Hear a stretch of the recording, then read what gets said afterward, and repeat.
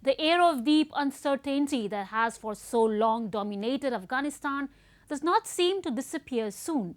Afghanistan is witnessing a constant surge in the violence with no clear end in sight for a war.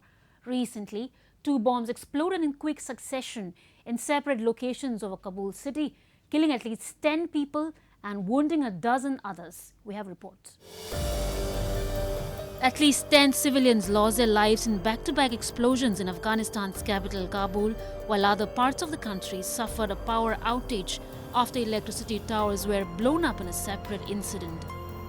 The first bomb exploded in southwestern Kabul near the residence of Mohammad Mohakik, an advisor to President Ashraf Ghani, killing at least 6 people.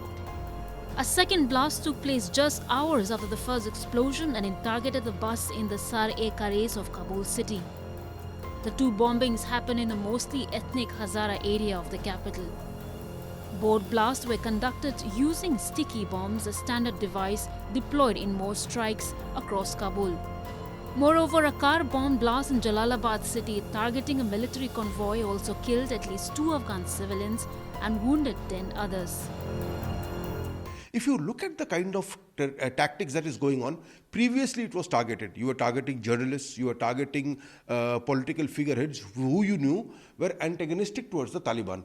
If you now look at the blasts, there is not just a sectarian component, but there's a general random component.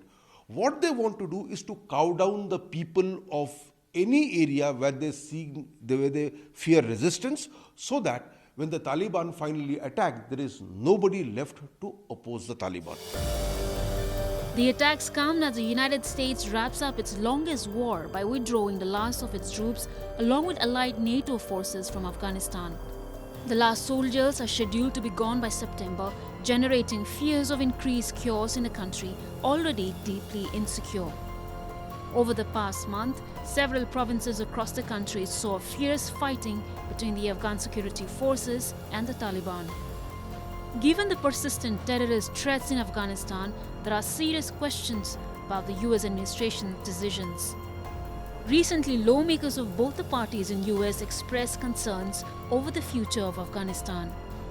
Those concerns have been stoked by a deadlock in the US-backed peace talks, while the Taliban have intensified attacks on government forces after a missed deadline for the US troop departure.